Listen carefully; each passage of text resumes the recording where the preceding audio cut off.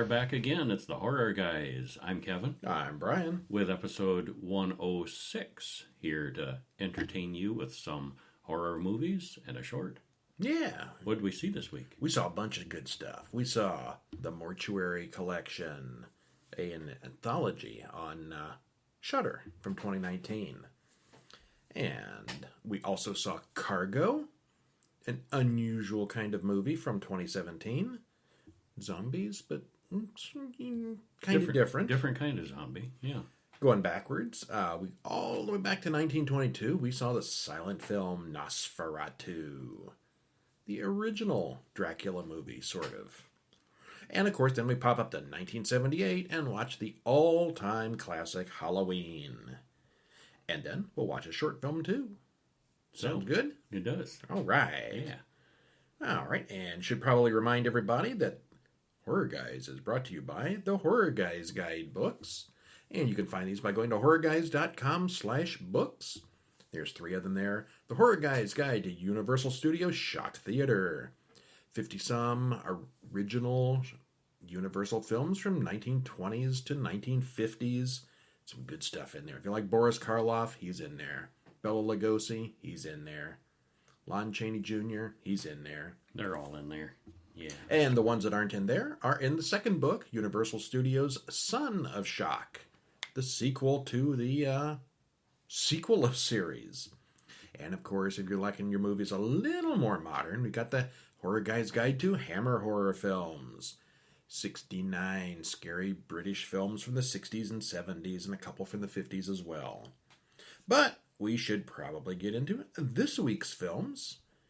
And we just mentioned about those old shock theater films from the 20s and the 30s and the 40s. This is one of the oldest. Even before this. Yeah, this is not a Universal, but it's way back there. 1922. Nosferatu. Black and white, silent, and still kind of entertaining. It's still very good, yeah. Yeah, it was groundbreaking at the time, and it's still interesting.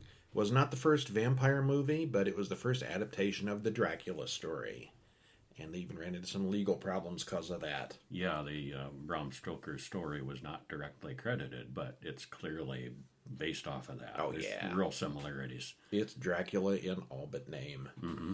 So yeah, even, 100 years ago, 99 years ago, copyright was a problem. It was a thing, yeah. Directed by F.W. Murnau, written by Henrik Galeen and Bram Stoker. Bram Stoker, you see there. Stars Max Schreck, Alexander Granach, Gustav von Wagenheim. Hour and 34 minutes, black and white, and silent. So what was the story? It was based on Dracula, but they didn't involve him somehow or something. There was some copyright dispute at the time. F.W. Murnau wanted to do the Dracula story, so he did the Dracula story. And then Bram Stoker's estate said, "Oh, no, you don't." Yeah. What year did Bram Stoker die? Oh. I'm sure he was dead by this point, but not by much. But anyway, they refused to give any kind of licensing or whatever it was it took at the time. 1912. He went 10 years before. Yeah. So this was... Dracula was a relatively recent book at this point. It was not an ancient classic the way it is today. So yeah, it would be like, trying to make your own official Harry Potter movie. Yeah, they're not going to let you do that. Yeah. Even if you can make the film, you're not going to... J.K. Rowling would protest, or her estate if she was dead. Yeah. Yeah. Yeah. Make your Harold Potterstein movie or something.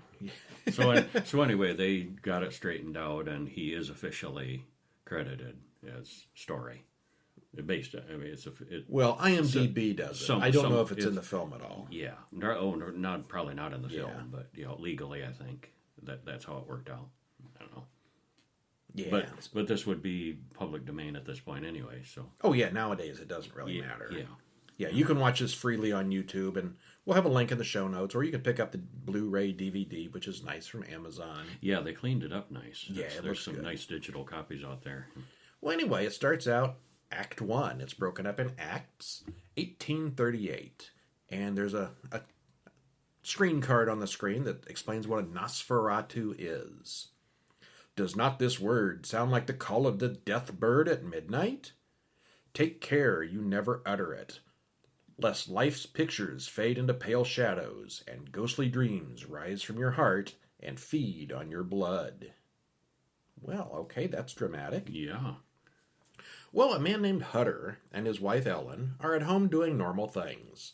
Later, he goes to work, and his boss, Mr. Knock, wants to send him to Transylvania to meet Count Orlok, who wants to buy a house locally. So Sutter is soon off to the Land of Ghosts, as they call it, Transylvania. He arrives in town in the Carpathian Mountains, and the men at the inn warn him not to go to Orlok's castle, since there's a werewolf roaming the forest. What? He reads a booklet in his room that explains all about vampires. Apparently, the Gideons used to be a lot more interesting. It's not a Bible in the hotel room. It's a vampire pamphlet. Yeah. Well, the next morning, they drive until nearly sunset, but the driver refuses to continue and leaves Sutter in the road not too far from the castle.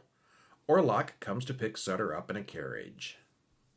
Act 2. Sutter eats and cuts himself, and Orlok gives him a scare. Blood? They talk all night, and when morning comes, Orlok says he has to go to sleep. Sutter wakes up later to find that he has marks on his neck that looks like a bite. He blames the big mosquitoes. Ah, those Transylvanian mosquitoes. Yep, they're big and they're vicious. That night, Orlok sees a locket with Ellen's picture in it. "Your wife has a lovely neck," he says. He buys the house right across the street from theirs. Meanwhile, at home, Ellen starts behaving strangely at night. She has some kind of a mental link with Orlok, as he can see her now. Sutter explores the castle by day, and he finds Orlok sleeping in a coffin. Later, he sees Orlok piling boxes of dirt on the back of a wagon. We next see Orlok heading down the river on a raft with 6 boxes of earth. Act 3. Professor Bulwer explains to Sutter that Orlok has been seen loading coffins onto a ship. He's going somewhere. Bulwer then gives a demonstration of carnivorous plants, because that was something different in 1922. To science. Bulwer compares the plant to a vampire. Meanwhile, back in civilization, Mr. Knock has gone full Renfield and landed himself in the asylum, where he eats flies. You never want to go full Renfield. A plague breaks out in town, and the only symptom is marks on the neck. Also, Ellen gets Hutter's message, and she's worried about the bite marks, knowing those aren't from mosquitoes. Meanwhile, Hutter starts to recover and hops aboard the fastest ship he can find. And we see what happens to the crew aboard Orlok's ship. It doesn't end well for them. No. Act 4. Orlok's ship arrives in town, and he wastes no time in getting his coffins unloaded in his new home. Hutter also returns home about the same time. There's an investigation into what happened aboard the ship. Why is the whole crew dead? Maybe it was the rats carrying a plague. The city puts a lockdown into effect and orders everyone to stay inside. What? There's a lockdown. Act 5. The fear of the plague overtakes the town, and eventually Mr. Knock is blamed. Always blame the loony. He strangles the guard at the asylum, so people think he is the vampire. They find Knock sitting on a rooftop, and they all throw rocks at him. Eventually, they catch up to him and put him back in his cell. That night, Orlok calls for Ellen to come to him, and she passes out. Orlok sneaks in and bites Ellen, but then he hears the cock crowing. Orlok looks out the window as the sun rises, killing him. Well, that was abrupt. Should have worn a wristwatch. She sacrificed herself to save the town. Ellen wakes up, and she's fine now. Nope, she keels over Dad after all. Everyone is sad. The end. Things just sort of happen in this film. All right, well, it doesn't rush the story, but it also doesn't really feel overly long. It's essentially an adaptation of Dracula without the licensing rights. Actually, Bram Stoker's estate had nothing to do with this, and after they sued, every available print of Nosferatu was destroyed. That's pretty serious. But there were plenty of copies out there floating around. Yeah, if it weren't for an unauthorized copy some fan kept, this would be a lost film. Well, there were reels in other countries, too. Yeah. The bit at the end with the sunlight killing vampires came from this film. It was added so that it wouldn't seem too similar to the Dracula book. Yeah, that wasn't in the original Dracula novel. Yeah, Dracula could walk around in the daytime. That was not a big deal for him. Mm-hmm. Although it was really obviously the same story otherwise. The werewolf in the beginning looks an awful lot like a hyena, which may have been unusual enough in the early 1900s to be considered scary. The same could be said for Bulwer's Venus flytraps. A flesh-eating plant? How unique! See, the good old days when you could When entertain... everyone was just ignorant. You could just dazzle audiences with these simple things that we just take for granted now. Yeah, could you imagine what somebody on the internet would do in 1922? Wow. Look at all this stuff. Yeah. Yeah, the disappearing, when he dissolves in the sunlight, Yeah. That's such a tame special effect now, but, that probably got gasps when the audiences saw that. Yeah, almost all the nighttime footage was filmed in the daytime with a blue filter. This is pretty obvious, but they probably had no way to actually film in the dark in this time. Yeah, it's a black and white film. Film was not very good. Lighting outdoors is kind of sketchy. Yeah, you probably could not film at night. The film technology, wouldn't pick it up. Yeah. No one actually killed Orlok. He just sort of died from his own incompetence. Well, she helped. Well, Orlok she needed a lured him. wristwatch is what he needed. Well, she distracted him. That was mentioned. That Yeah. she saw a thing in the vampire how-to book. Something about, how she she knew she'd be able to distract him. But you'd think after centuries of being a vampire that he wouldn't get so distracted that he'd forget the sun was about to come up. You'd think you'd keep track of that. Yeah, must have been the jet lag from his trip. Yeah, that's it. Threw him off. Yeah. All right, so one of the absolute earliest classics of horror.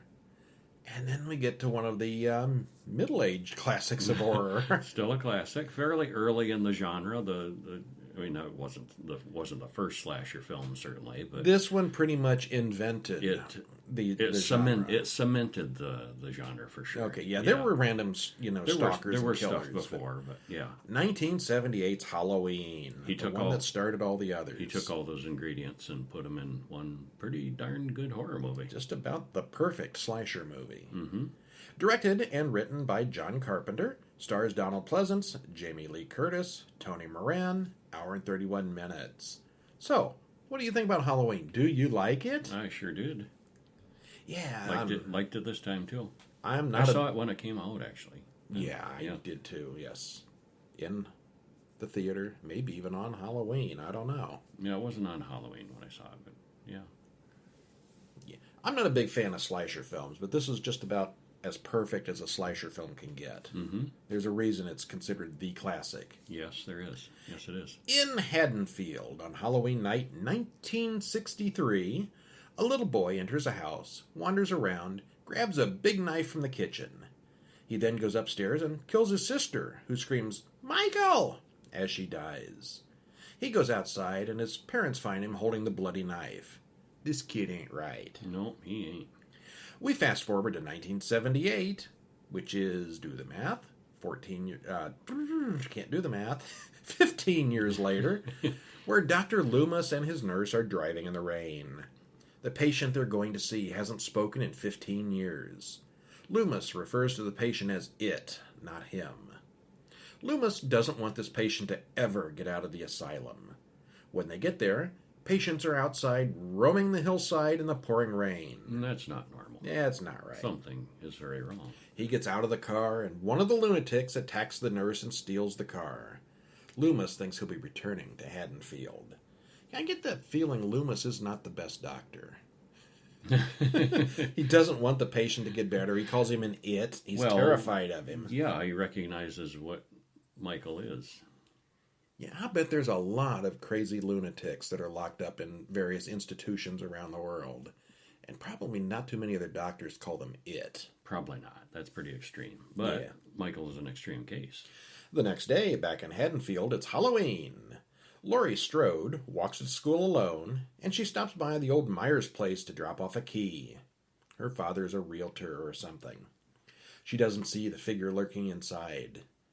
After school, she's doing babysitting duty. Laurie sees Michael a few times that day, just sort of watching her at a distance. Lurking about. Also sees the station wagon that he used to escape with. Yeah, he drives a lot. Mm-hmm. You don't think of Michael Myers being a driver. He usually walks around stalking people, but he drives a lot in this one. Yeah, he does. And I guess he's good enough he doesn't get pulled over by the cops, which is pretty good for being a 6-year-old or whatever he was, put in an institution for 15 years. Well, and that's even brought up, too. They, How did he learn to drive? Yes. Yeah, he learned somehow. Yeah. Loomis is at the cemetery and finds that Judith Myers' headstone is missing. That was the girl that Michael killed all those years ago. Someone broke into the hardware store and stole a Halloween mask and some knives. The sheriff takes Loomis to the old Myers house. Loomis explains what kind of monster the 6-year-old Michael Myers was, how he is inhumanly patient. Laurie and Tommy are sitting at home watching the original The Thing film on TV, but Tommy thinks the boogeyman is coming for them. He's seen him outside. Laurie's friend Annie comes over, and not long after, she's killed in her car. Linda and her boyfriend Bob go over to Annie's place, and no one's there. They start making out as Michael watches. Michael stabs Bob in the kitchen. Never good to get stabbed right in the kitchen. It hurts. It hurts twice as much in the kitchen. Spots. Yeah. And then goes into Linda's bedroom, covered in a sheet, so she thinks it's Bob. Once the kids are asleep, Laurie goes looking for Annie, or Linda at their house. She goes wandering through the apparently empty house until she finds Annie, Linda, Bob, and the missing tombstone. Michael stabs at Laurie, but she ends up falling down the stairs and hiding from him. She gets out of the house and screams for help while falling down a lot. Something that happens in slasher movies a lot. Yes. Yeah. She eventually runs back to the house where she was babysitting the kids, but he gets in very easily. She stabs him, but of course he gets back up. She hides in the closet and he comes in after her. She fights him off with a coat hanger to the eye. She stabs him again, and he's gotta be dead now, right? Yep. All done. Never see him again. Yeah. Laurie sends the kids to the neighbor's house to call the police, and then we see Michael sit up in the background. The screaming children get Loomis's attention, and he goes in the house just in time to shoot Michael repeatedly. Michael falls off the balcony after Loomis's gun runs out of bullets. Well, now he's dead. When Loomis looks down, the boogeyman has vanished. Whoops. The end until... What, part 2? They Until made more of these? Halloween 2, yeah. It's actually same night. I think Yeah, it was, yeah. Halloween 2 is a cool one, too, actually. It's pretty darn good from what I remember. Yeah, it takes place at the hospital, yeah. I saw that when it came out, and I haven't seen it since, but I remember it being good. Oh, we may have to see that It's one. literally the same night, yeah. Yeah. Well, Michael Myers drives a car, and he spends a lot of time behind the wheel in this film. For the first 40 minutes or so, he's only seen in his car. It's an hour and 8 minutes in before we see the famous white mask on Michael. So, yeah, he's a little different in this one. And if you don't know that already, it's a Captain Kirk mask, painted white, turned inside out and painted white. They weren't sure that they had the rights to use Captain Kirk's face, so they painted it over and disfigured it a little bit. But yeah, that's a William Shatner mask. That's where it started, yeah. Or at least it originally was. Yeah. Once again with a John Carpenter film, the simple, repetitive soundtrack totally sets the mood for the entire film. The kids are watching The Thing from Another World, which John Carpenter remade the very next year as The Thing, just 2 years after this. So yeah, I think he liked that film. This film, believe it or not, Halloween, is 43 years old. And Kevin is still confused by the kids are trick-or-treating in the daylight. It was never a thing when I was growing up. Never, ever. Where I lived, I think trick-or-treating started around 5:30 and ended at 7:30 or 8. It always started out in the daylight for little kids. Huh. And I know in downtown Dayton, where the crime was a little bit higher, I think it was always like in the afternoon. Oh, that's just... I never that's did. just I never wrong. did that. I lived in the suburbs, and it was mostly nighttime. But I don't think daytime trick-or-treating is as unusual as you think. Well, and I had never heard of trick-or-treating not being on Halloween until I went to Ohio. Ours, every year growing up, our trick-or-treating was always on a school night.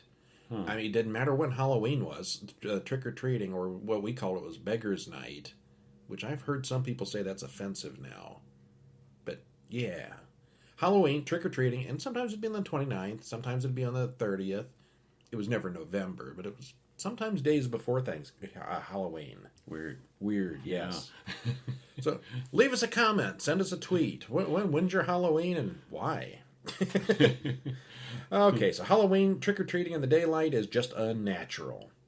But other than a lack of cell phones, the film holds up pretty well. Yeah. It's a little hard to locate its exact position on our top 10 lists, but it's definitely somewhere in the middle of the short list.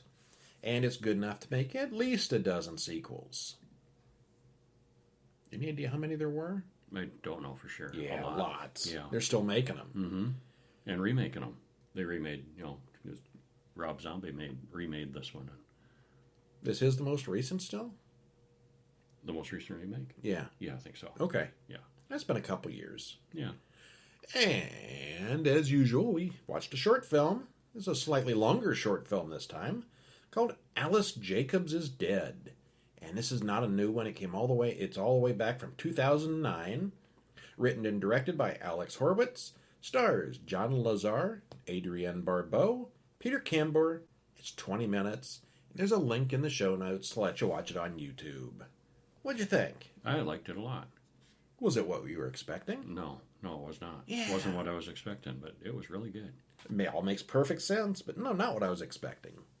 Well, we open on the wreckage of the Golden Gate Bridge. It's been destroyed, so obviously this is some kind of future dystopia. Some kind of apocalyptic thing. We see an interview show where they interview Dr. Jacobs, famous for creating the cure for the Z virus.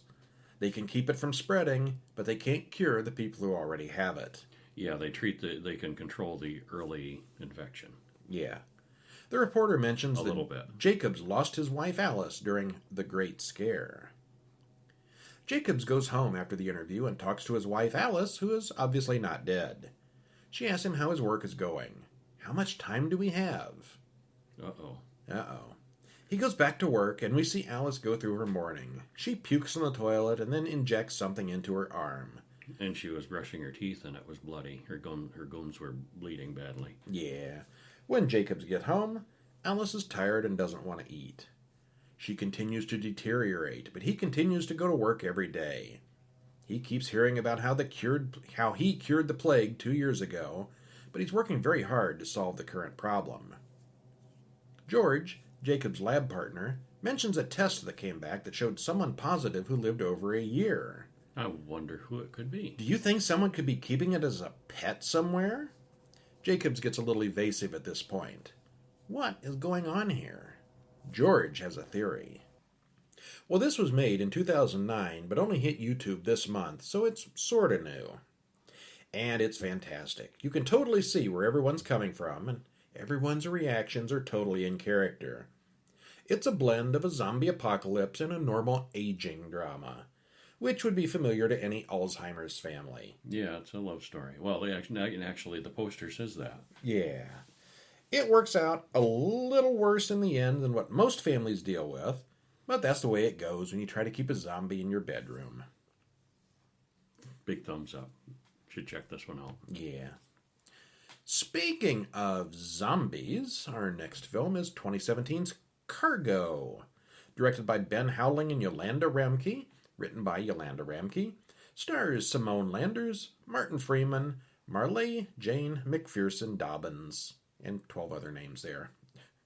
Too many names. A lot of names. Marley Jane McPherson Dobbins. Okay, 1 hour and 45 minutes. Did you like it? Yeah, I did. Yeah, I thought it was really good. Okay. All right. It was okay. Yeah. I think I liked it less than you did. Okay, yeah, I think you did. Yeah. Well, it's a zombie movie, sorta. Andy, his wife Kay, and baby Rosie are cruising down the Australian River on their houseboat as they see a family having a picnic. The man on the bank pulls a gun, so we can see things aren't quite normal. We soon see that there's a pandemic going on, and patients and supplies are getting scarce. Kay wants to give up the boat and go inland, but Andy wants to keep heading toward the military base downstream.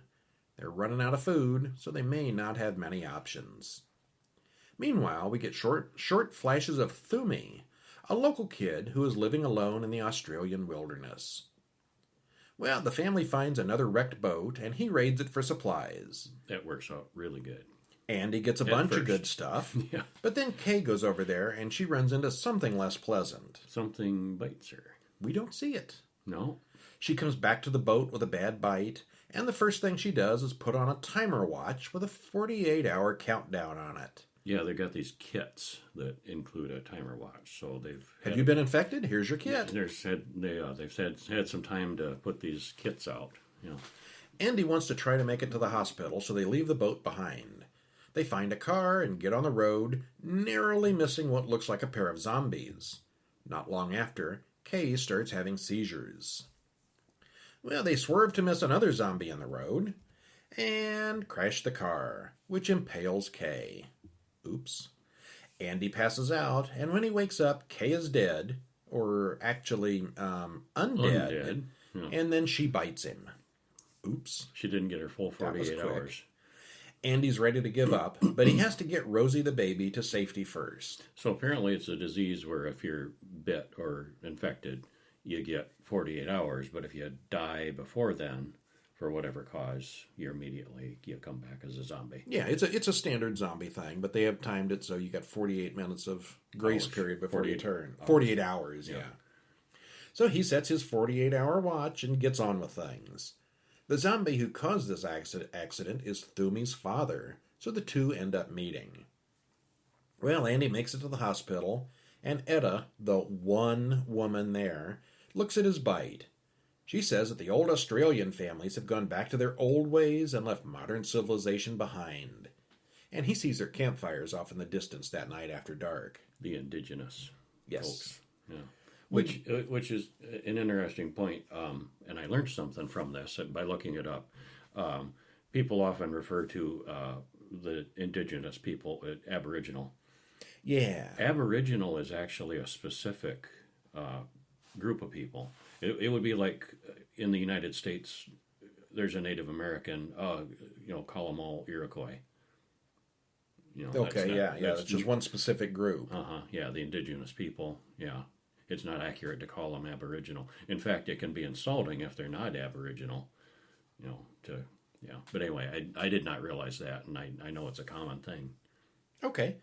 Well, like I said, these are the old Australian families.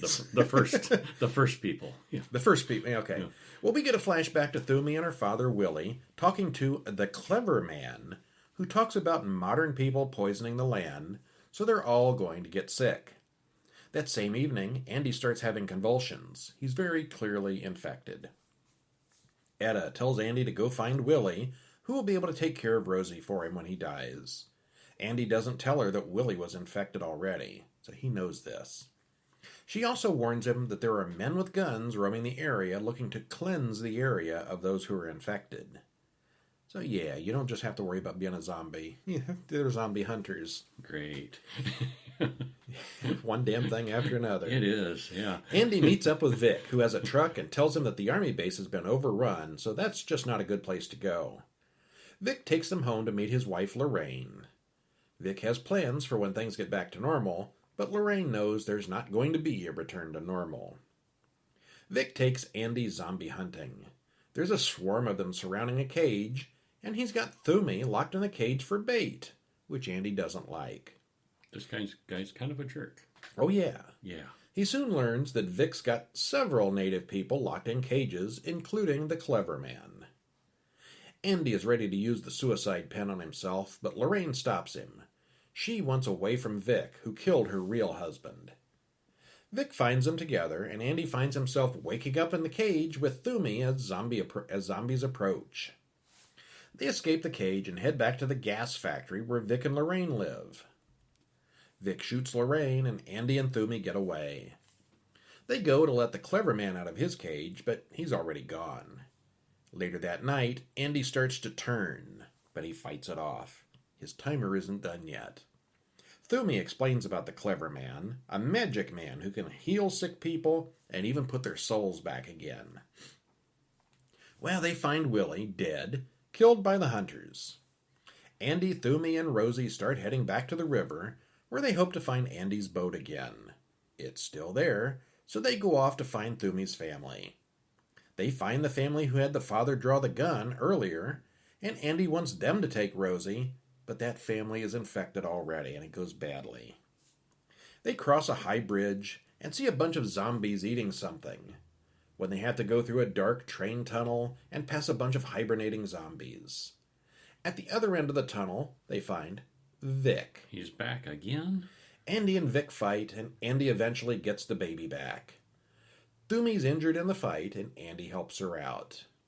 Yeah, the train tunnel thing is interesting because these zombies are not just your normal zombies. They've got this thing going where they bury their heads in the sand. Mm-hmm. It's this ongoing, like, almost a trope where they're digging holes and burying themselves. Some kind of compulsion, yeah. And in the tunnel, they just sort of hibernate in the dark. So there's a few new twists with this. Not long after, Andy turns into a full zombie, but he doesn't stop being helpful to Thumi and Rosie as they soon make it to Thumi's people, including her mother, Clever Man, and Safety. The family ends up killing Andy. The end. Happy ending. Well, unless you're Andy. Yeah, not for Andy. But the baby makes it, and people survive, and the baby is with good people. So yeah, the baby is safe. Mm-hmm. Well, there's nothing more annoying than a baby crying through a movie. It's even worse when it's part of the movie. Unfortunately, they calm that down after the first half hour. Yeah, it's not obnoxious. It was for a while there. Well, yeah. I mean, it's part of the story, and you got to deal with it. But I was glad when they shut the baby up. So it's another zombie movie. The unique side of this one is the Australian outback and the indigenous people there.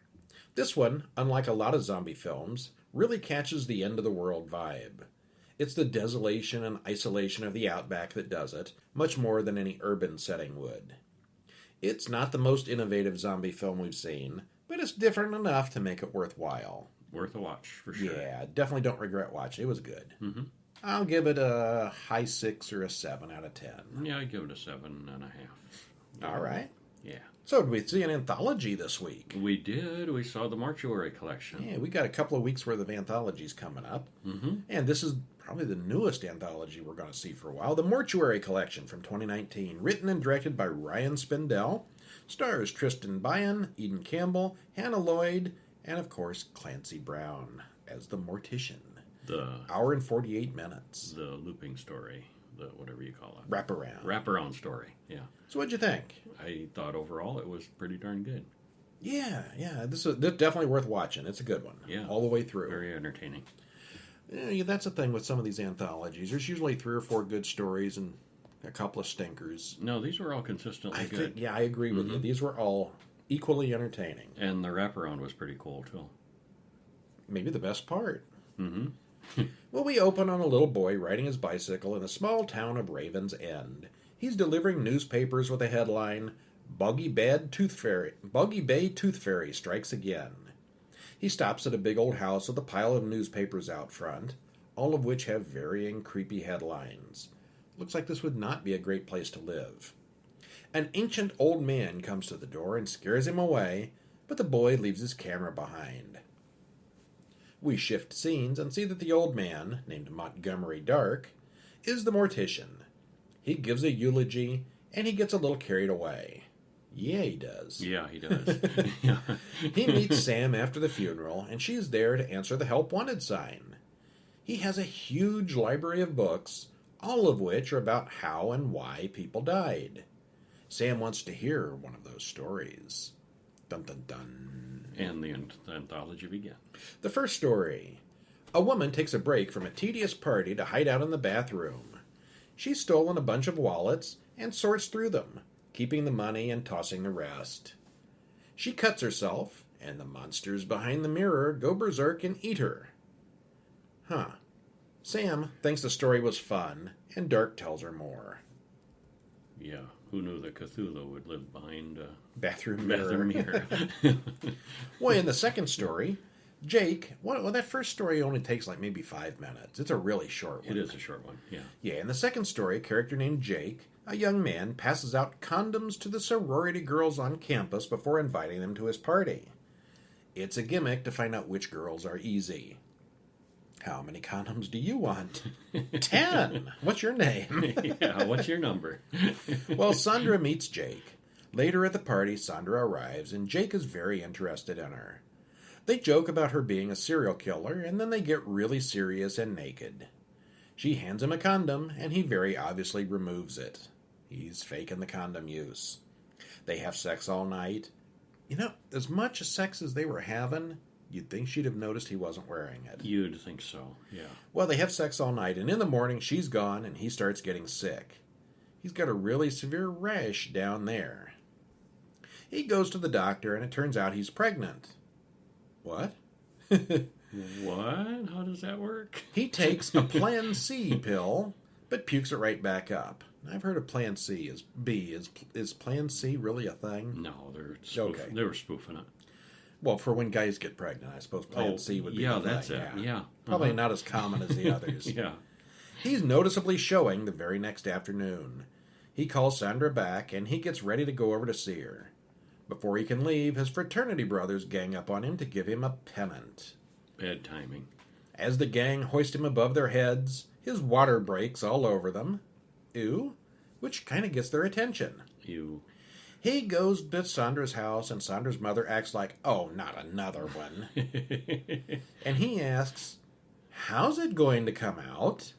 To which Sandra's mother replies, the same way it went in. You. He then gives birth. Yeah. Well, that sounds painful. Uh-huh.